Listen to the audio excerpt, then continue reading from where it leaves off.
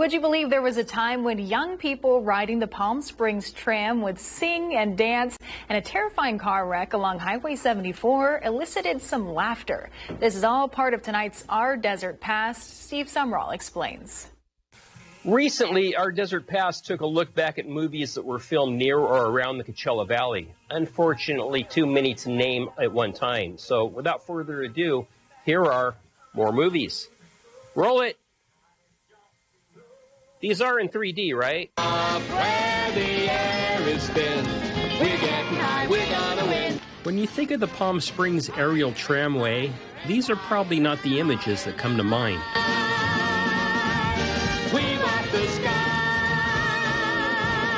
Wow! This is footage from The Cool Ones, a musical show business satire from 1967. What for? Featuring Roddy McDowall as a shady music promoter, obviously inspired by Phil Spector, who plays matchmaker between an ambitious go-go dancer and a has-been pop star. The team, it's the team or nothing. This film marks the earliest film appearances by Glenn Campbell and Terry Garr. The dance numbers were choreographed by Toni Basil. If you do not recall Toni Basil's work from the 60s, you may remember her from the 80s.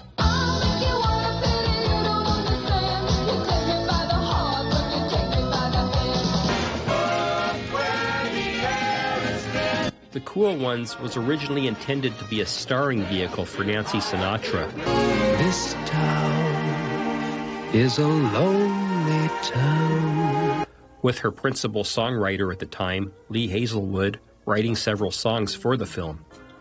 Ms. Sinatra dropped out of the project, although she later recorded several of those songs. This town is a lonely town. Roddy McDowall would return to the tram in 1972, but on the small screen, this time accompanied by Lieutenant Columbo and a cigar box, which may or may not explode. We have got to get rid of that box. Why? What for? Say, what do you think you're doing? Holding up the building? Come on! Such is the type of hijinks displayed during A Night in Casablanca, a film shot in Palm Springs, featuring future Tamarisk Country Club residents, the Marx Brothers. Do you rumba? Well, yes. Well, I don't, but I'll walk around with you while you rumba. Oh, come on. Legend has it that the Warner Brothers had threatened the Marx Brothers with legal action over their use of the word Casablanca in the film's title, saying that it was an infringement on the company's rights to the 1942 film Casablanca. Hold this till I get back. Groucho Marx threatened legal action as well, stating that he and his siblings had use of the word brothers prior to the Warner Brothers establishment. Let's live for the moment. Well, that takes care of the moment. Good luck and may the best man win. Right. Except you, lady. May you just drop dead. The one film that is referred to the most when discussing movies shot in our desert is Stanley Kramer's 1963 classic, It's a Mad, Mad, Mad, Mad World. My journey begins in the Palm Desert on Highway 74, where the opening scene takes place. As this YouTube video demonstrates, a loyal fan base has honored the movie by visiting its various filming locations. I'm near Smiler's Point. This is where Smiler Grogan just went sailing right out there. There it is. Look at that. There it is. Went right through there. The film achieved greater acclaim in 2018. That was when the Palm Springs International Comedy Festival celebrated the movie's 55th anniversary by presenting the first ever Stanley Kramer Mad World Comedy Award to the wife and daughter of director Stanley Kramer, who passed away in 2001. Kramer's widow recalled the film's premiere and one noticeable absence.